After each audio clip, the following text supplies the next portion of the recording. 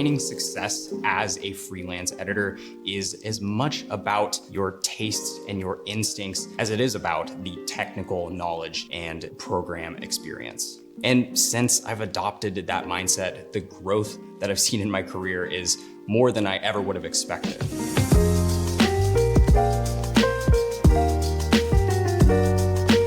My name is Ryan Cow, and I'm a freelance video editor and cinematographer. You may have seen some of my work on YouTube, where I have a channel talking all about cinematography, video creation, kind of my entire journey as a freelancer. I regularly create branded content for companies like Nike, Jordan, Adidas, and as of more recently, have been getting into documentary and narrative filmmaking.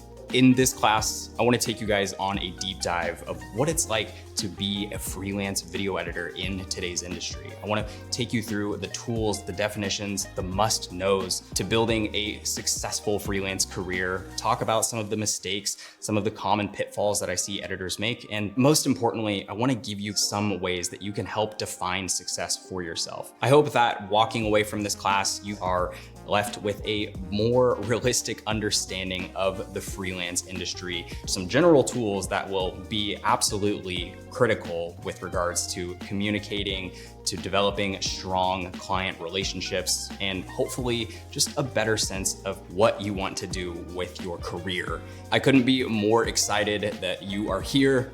Let's dive in.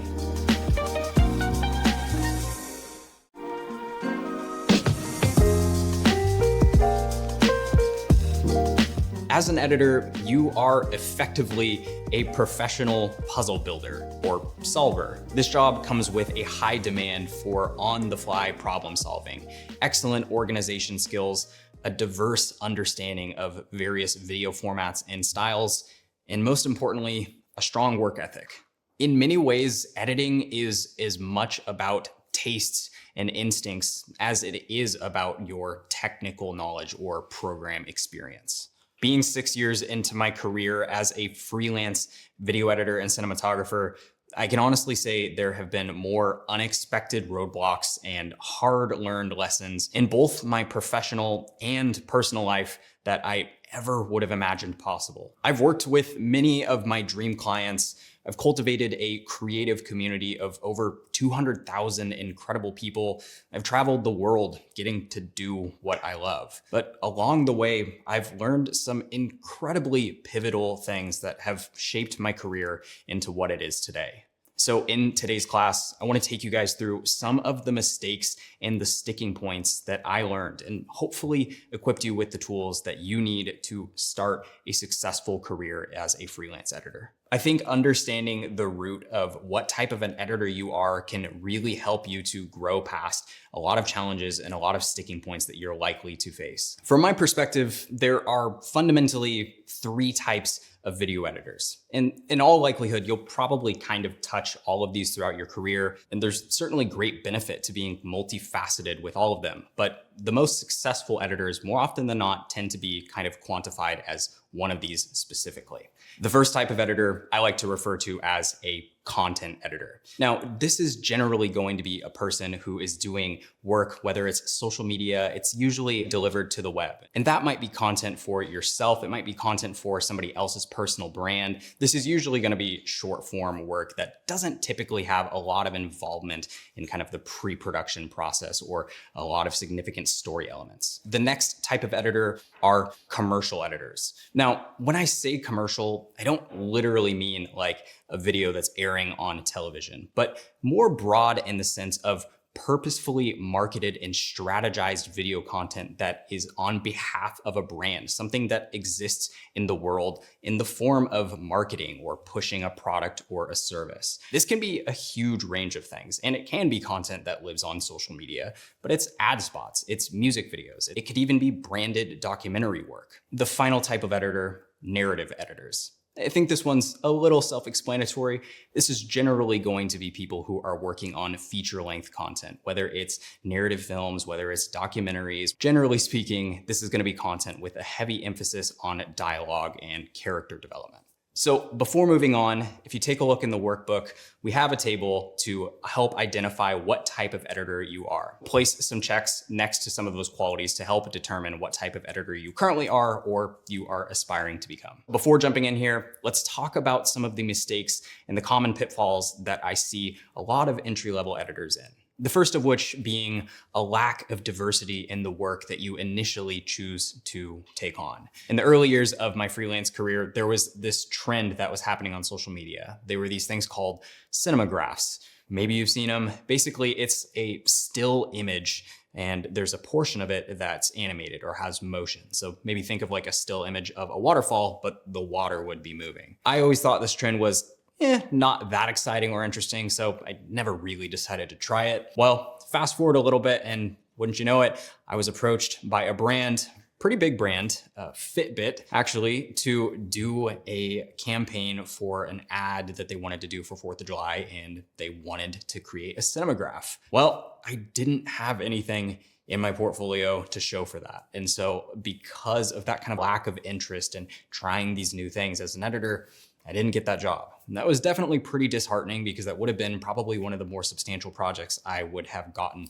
at that time. It's important to start somewhere, to broaden your skill set and try different things as an editor. Eventually, you'll come to the point where you decide to niche down, but that experience and diversity is so critical in those early years. A couple of ways you can go about doing this is maybe accept a couple of jobs at a lower rate. Even doing some stuff for free is never a bad thing. Or in some cases, you could even just do spec work. Maybe just trying to find a trend of something that you see on social or a type of ad and try and mock it up with some of your own footage or existing footage from a past project. The next mistake, not practicing on your own time on a regular basis. It can become easy to let the editing be a day job. Once you start earning that consistent paycheck and making regular income with projects, it's a really, really great level to hit. But at the end of the day, so much of what we do heavily relies on our own personal creative identity and just general personal happiness to fuel the stories that we create. The next mistake, having unrefined communication skills or an ability to explain your decision-making in your creative process. And I mean, simply put, if you're not able to communicate your ideas, to be able to explain why a certain thing might work for a project to a client, but this other component might not work, that's gonna severely hold you back in your ability to take on bigger and bigger jobs. The next, not often seeking or even difficulty receiving feedback from your peers, from mentors, or even clients. If you're somebody who struggles with feeling really personally tied to some things that you create and you have a hard time hearing sometimes negative feedback from a peer or a mentor or a client, addressing that early on and figuring out how to see the positive criticism in the work that you create will help you so much in the long run. At the end of the day, so much of what we do is very personal, but being able to disassociate that personal connection and just actively take criticism from external sources will only help you to improve. And the final mistake, not expanding your creative network. And I mean this in kind of a variety of different ways. For one, if we're thinking about how we can learn and actively improve, having a circle around you who is encouraging you, who is creating work on a regular basis that's inspiring you, but also people who are giving you that feedback and criticism. That circle can help to cultivate stronger relationships. It can help you to develop a better sense of confidence within your own work. And more often than not, when you do develop those relationships, they can oftentimes help you find clients. Word of mouth is such a strong thing when it comes to editors, ironically, even though most of what we do is online, but just being close and cultivating strong relationships with other people in the industry, even beyond just editors. Maybe it's shooters, maybe it's producers, directors, writers. Those relationships can ultimately be what will help your career to thrive and to grow beyond what you're able to do solely on your own. Look, a lot of those mistakes, they're not fun. We've all probably made them or are actively making them, but I want to flip things around a little bit and talk a little more positively and talk about some traits that you may have already that lend themselves well to professional video editing. The first one being a proficiency in a wide range of software and technology. I think it's no surprise that as editors, we generally have to be very familiar with our primary editing program, but you'll find that there's going to be a lot of situations where maybe you need to pop into Photoshop to quickly edit a photo or a logo. Maybe there's a scenario where you need to be able to work within a spreadsheet to help fill out a project management board of some sort or a pre-production board. Being comfortable in a variety of different applications, even being comfortable in 2 different types of video editing applications is an incredibly important attribute as a video editor. The next one, having natural storytelling skills. Basically just your ability to understand narrative structures, to understand plots and emotions and pacing. Being a regular movie watcher certainly helps, or maybe you were one of those people in school that really liked to read, or maybe you were really into English or literature or something like that. These are all different traits that can really lend themselves to understanding and navigating projects as a video editor. Our next one, time management. Let's face it, some of us are very good at sticking to a rigid schedule, and some of us aren't. I definitely have had my fair share of experiences of poor time management. As a freelancer, you are effectively your own boss. You're generally responsible for organizing your schedule. So being able to accurately assess how much work time you need to complete a certain project, how much time it's going to take you to get ready for prepping this project before going into final delivery. All of these things are so important, and this punctuality is absolutely something that will get you recognized by clients. And the final point is just simply adaptability. Earlier, you heard me talk a little bit about how this job calls for being kind of an on-the-fly problem solver. There's going to be so many situations in the freelancing workflow and lifestyle that you might run into small issues. Maybe you need to source footage from a weird location on a website or off the cloud. You're dealing with slow Wi-Fi. You're dealing with external family issues as you're working remotely. Being able to manage those emotions and those kind of awkward situations that don't necessarily fit in the job description as an editor is so valuable and absolutely will get you a little bit more credibility and trust within the client relationships that you're likely to encounter. So after all of these mistakes and these different attributes that we've talked about in your guys' workbooks, maybe mark down a few of your own personal strengths that you think lend itself well to being an editor, and maybe what are some of the challenges that you faced or the more difficult things that you have a harder time managing that you'd like to work on. Now that we've talked through some of the general lay of the land of Freelance Editor 101, let's jump into our next lesson, which is talking about some of the must-know tools and definitions that you're going to encounter as an editor. See you guys in the next lesson.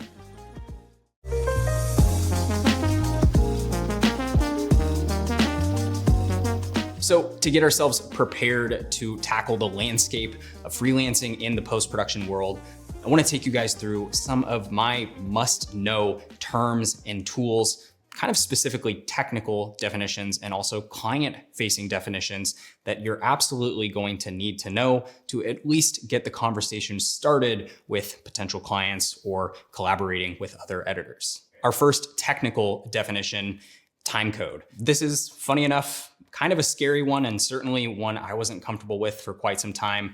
It's a lot of numbers, but all it really is a specific data source that both a camera and a sound file can hold that can allow them to sync together. I'm sure you've had to do it at one point, syncing audio and video. More or less, it's kind of a headache. Time code simply just solves this. This is super important, obviously, if you're working in longer narrative projects where there's a lot of separate recorded sound and video files. Time code kind of takes all of the guesswork out of all of that and can align everything for you. The next one, proxies.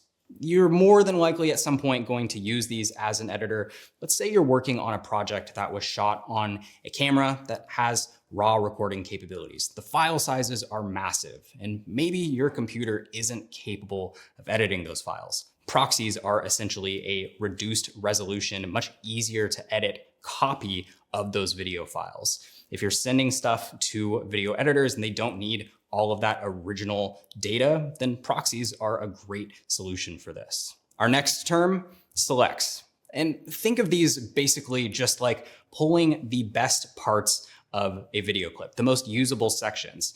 Usually what a lot of people do to get these selects is you would go into your source viewer in your editor, set an in and out point of that clip and drag that in. That is essentially your select. Our next term kind of nicely segues from selects, and these are string outs. String outs are basically just a rendered timeline of all of your best footage. It can also be just all of the footage onto a singular timeline, but then that is exported as one long video clip and usually sent to a client. More often than not, you do this with things like interviews. Lay in all of the interview footage, the client can then view that as one big long file, pull timestamps, notes, any feedback that they might have relative to that footage to then share back to you. It's basically just a simple way to share a batch of footage, whether it's your selects or your master footage, with a client for review. And for our last technical term, XMLs. If you end up collaborating with other video editors or you're sending a project for somebody to add sound design, XMLs are something you're going to use. In a way, it is a universal file for you to share your timelines with other editors. Of course, if you're working inside of a program like Premiere and your other collaborative editor is also working in Premiere, it's simple enough to be able to share a project file. But if you're working between multiple programs, XMLs are, again, kind of like a universal language to be able to share those timelines. Now that we've gotten through some of those technical terms, let's switch gears a little bit and talk about some of the client-facing terms and definitions, things that you're going to have to know and understand when you're approaching a client or a new project. Our first one, scope of work. This effectively serves as a high-level outline of the project, all the expectations and responsibilities. This is where you're generally going to see things like your rate, the timeline, the number of deliverables, general production related info or deadlines, even things like rights and usage or payment schedules. Think of this as just kind of a master guide as to what you will be doing in that project, how you'll be compensated for it, what your responsibilities are, and what the client is going to be doing on their end. The next term, while can sometimes be confused with scope of work, is the creative brief or treatment. This is the document that you're actually going to get the creative behind what you're going to execute as an editor. You'll generally receive this in the form of something like a Google Doc or sometimes a slides presentation, or sometimes just written in the body of an email. But you'll find things like references to past videos that the client's looking for, kind of a general write-up of the expectations of what they're looking to achieve within the edit, maybe resources to the different footage. Of course, there's likely to be some back and forth communication on some of these creative details, but this brief or this treatment usually serves as kind of the North Star, kind of the reference that you will be going back to throughout the life of the project. This next one, it's not exactly fun, but we all got to deal with them. Revisions. Once you finish an edit and you turn over a project to a client, they're going to have feedback. Now, it's important that we are, again, able to receive that feedback and interpret their notes and ask good questions. They're basically going to ask you to adjust certain things, maybe remove a shot. Maybe we want to adjust the timing of a certain clip or change some logos. These revisions can sometimes be significant, can sometimes be very small, but going through this revision process and knowing how to communicate on all of these revisions is definitely something that we need to know as editors. All right, so now that we've gone through some of these must-know definitions and terms, let's jump into our next lesson and talk through some of the first actionable steps to becoming a freelance video editor.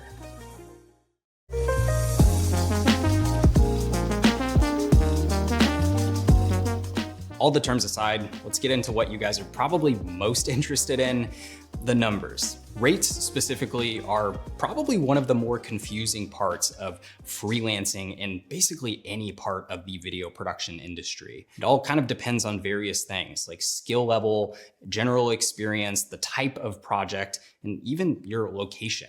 So to get started, an entry-level editor, somebody who's just kind of getting familiar with the process of editing. They're still understanding the program and learning a little bit more each project they take on. These people will likely see somewhere in the range of $20 to maybe $50 an hour, or about $150 to maybe $500 per project. And these are going to be things like small social edits. Maybe you're just quickly cutting together a little montage with some music. Maybe you're adding logos to the front and back of a video, maybe even subtitles on a long interview or something of that nature. This is generally going to be people who are doing kind of that content editing. Our next step would be mid-level editors. These are people with generally at least a few years of experience. They're probably pretty proficient in the video editing programs and will likely be taking on work that has a little bit more strategy and marketing behind them. These guys can probably expect somewhere in the range of $50 to $100 an hour, or about $500 to maybe $5,000 per project. These are things like low budget commercials, maybe music videos, small short films, or branded work. And finally, our highly skilled video editors. These are veteran people who have been working in the industry for a number of years. They're very proficient in various forms of editing. These are generally going to be more complex projects with more people involved in the production process. Usually you're working with a producer, a director, maybe even a writer. Once you reach that level of highly skilled editing where you're working with a lot of people in your post-production process, it's pretty unlikely that you'll be billing or quoting or bidding on projects with an hourly rate. Generally, it's going to be a day rate or a project rate, somewhere in the range of $5,000 to even $20,000 and above per project. Once you get in and kind of get your rate established and where you fall in that tier as an editor, of course, there are going to be things that you will charge outside of beyond your normal rate. And this could be things like rush jobs or rush fees, or maybe there's more revisions than was initially quoted in your scope of work. These are all things that you definitely need to understand and be able to discuss openly with a client. Keep in mind, it may make sense to charge different clients different amounts depending on the project. I think it's important to look at the differences between quoting for an hourly rate versus a day rate versus a project rate. Hourly rates, I think, make sense if you're doing these kind of small one-off jobs where, again, maybe you're just adding subtitles to a video. Maybe you're just quickly cutting out some of the dead spaces in a long take.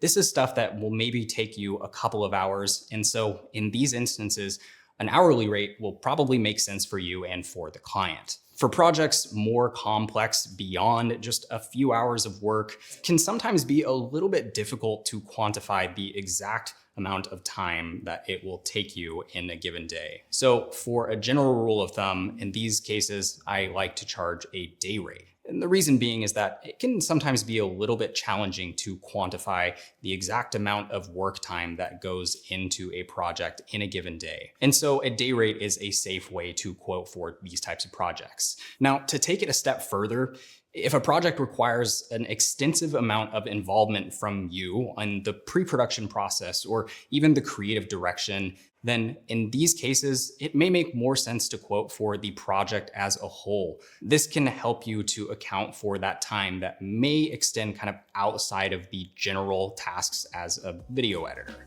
But of course, when it comes to rates, there's not really a one-size-fits-all solution.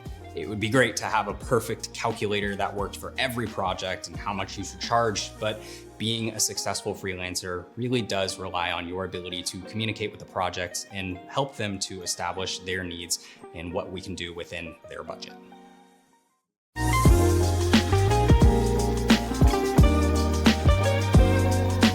Now that we've gotten through kind of the little bit more mundane, nitty-gritty terms about the Freelance Editor 101, let's get to the more exciting part, the actionable steps that you guys can take even today to start your journey as a freelance video editor. The first one, of course, simply make it known. If your goal is to be a video editor and begin getting paid jobs, but there's nothing out there that's pointing to or saying that you are a video editor, how do you expect to find any clients? This would kind of be like having an amazing restaurant on a busy road, but with no branding or signage on the front of the building. People would just walk right past without ever knowing it was there. Sharing that you're an editor can be as simple as just posting a project on your social media.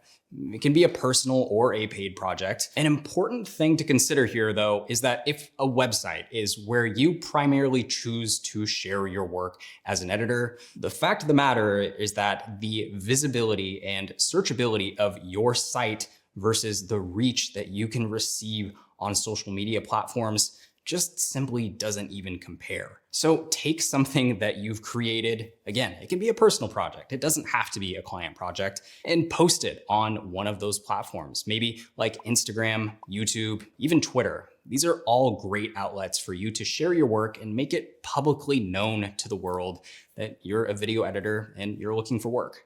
The next step, develop a strong habit of experimentation. Spend less time researching and more time doing.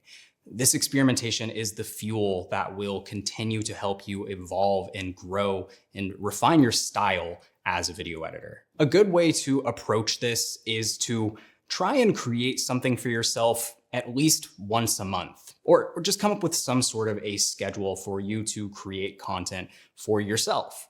If this started as a passion for you, then this habit will help you to keep that personal connection and keep it thriving and not turning into a day job that you'll burn out from. If it's purely a career opportunity for you, this is still a hugely beneficial practice. And at the end of all of it, can help you to avoid niching down prematurely. While niching down can certainly have some pretty distinct advantages in a saturated video market, doing so prematurely can have some pretty significant drawbacks. The first of which being an increased potential for burnout. Simply put, doing a repetitive type of work or a certain type of project on a regular basis, while can yield a consistent paycheck, it can rob you of that excitement and creativity to continue growing and might put you in a bit of a creative rut.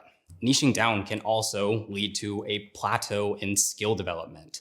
A good editor should be versatile and constantly adapting to the new genres and video formats and allowing their style to grow and change. And finally, it may create limited networking opportunities.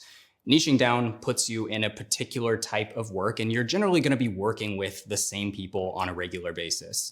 This certainly makes the workflow easier, but this will limit you in your opportunities to discover new potential clients, new projects, or even just inspiration from other types of work. This leads me into my next actionable step, which is to expand your creative network. Learn from as many people as you can. But let's face it, it's not exactly easy to go about collaborating with new creators, reaching out to people for advice or guidance. So here's a few steps to help you in that process. So first, research and discover.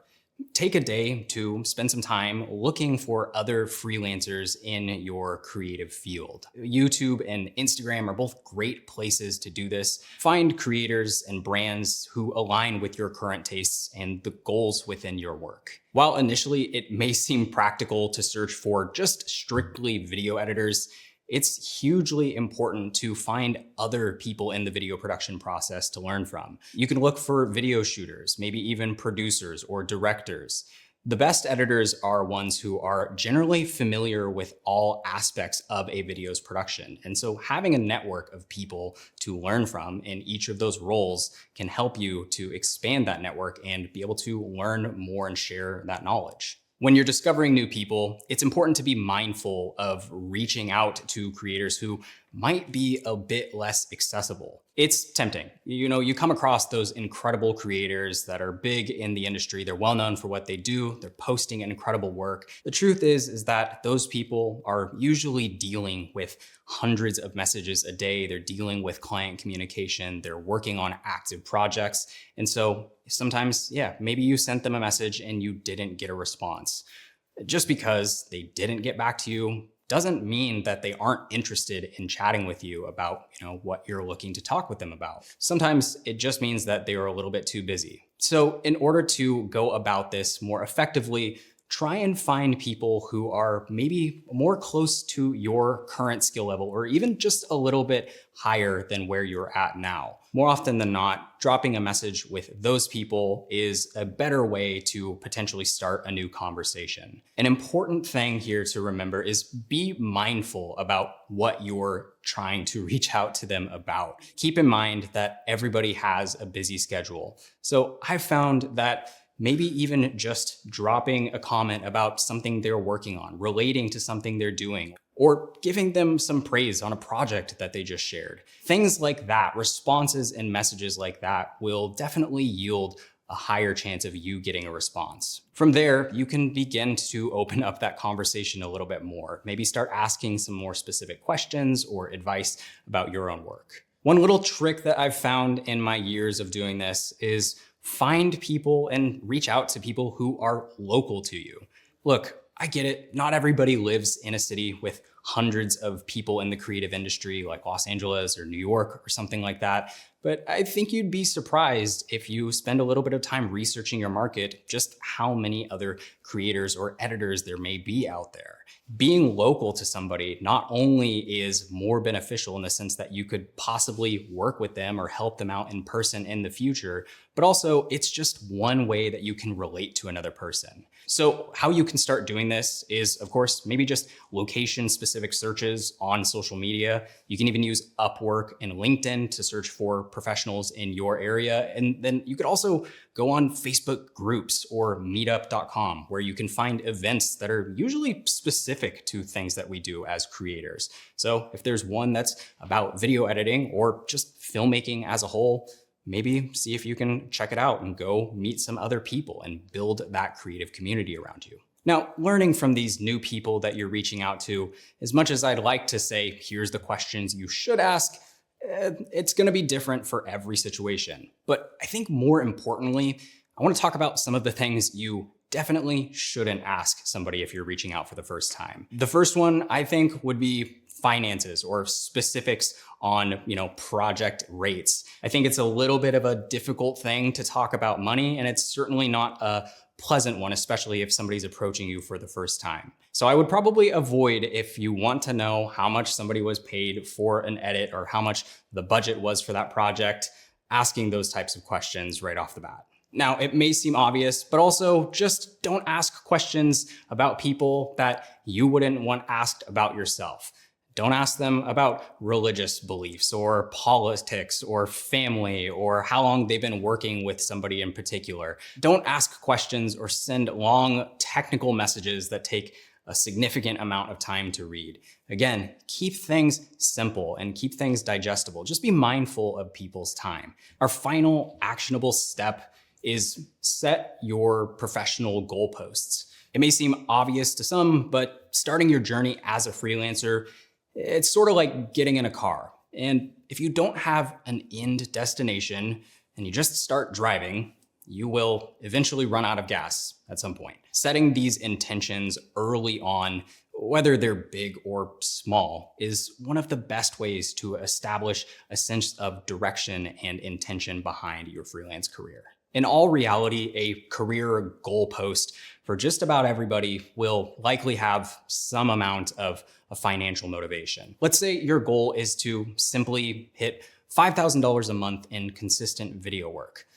That's great, but I think it's important to understand the root why and how to go about achieving that goal. For me, in the earlier years of my career, I definitely had a lot of financial marks that I wanted to hit, but generally, I just didn't have much of an understanding as to how I wanted to achieve those things. Was it that I wanted to get more respect in the industry, therefore taking on higher level projects? Was it that I wanted a more consistent schedule? Was it that maybe I wanted retainer clients that I didn't have to find on a month to month?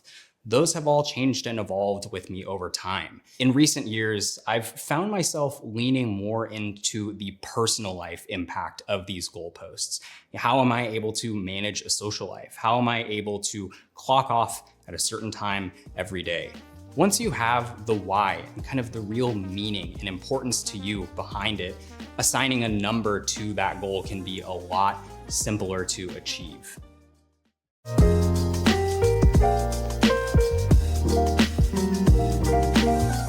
success can look different for just about everyone. Everybody's journeys are their own, but here are a few marks of success and some questions that you can ask yourself to defining your own. Meeting your financial goals. That's a huge one for many people. One way that I've kind of quantified this in my own mind is the self-sustaining fire, as I like to call it. In a way, if you think about building a fire, you have to feed it kindling in order to get it burning. That combined with airflow, and eventually it will burn on its own for quite some time. Your career, in a way, can be kind of compared to this. In the early phases, you do have to do a lot of work to keep it alive, to keep it burning. But once it gets to a point, you might be able to kind of go hands off and maintain clients on a month-to-month and have consistent work with minimal effort in that outreach process.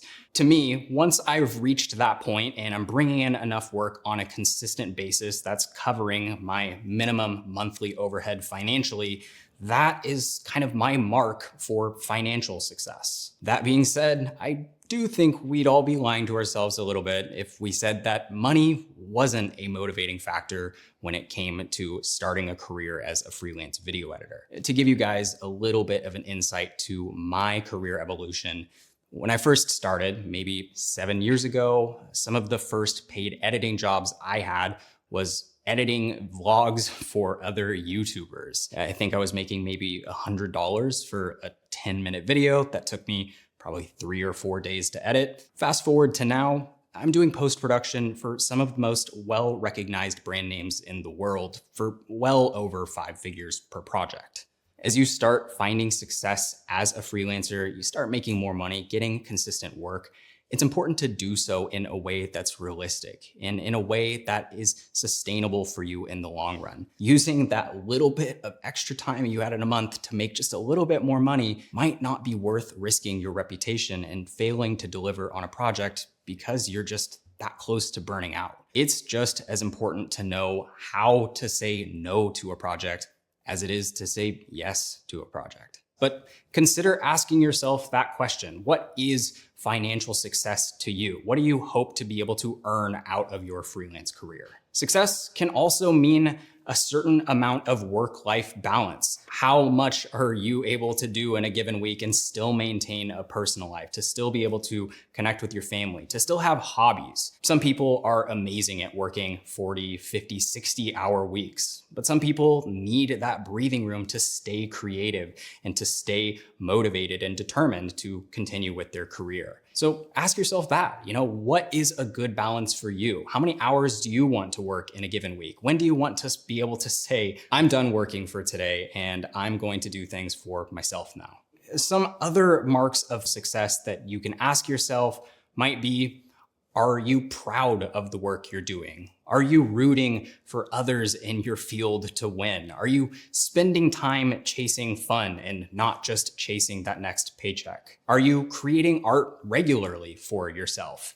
Maybe even spending time online without that anxious fear of comparison, and instead comparing yourself to previous versions of you instead of others. The question then becomes, is the work that you're doing creatively satisfying you?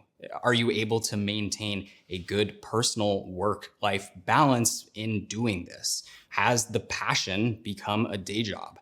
I think that once you're able to confidently answer these questions for yourself, the doors really begin to open for the long-term trajectory of your career. There's so many ways that we can define these things, but these are some great starting places to help you figure out your definition of success in your career.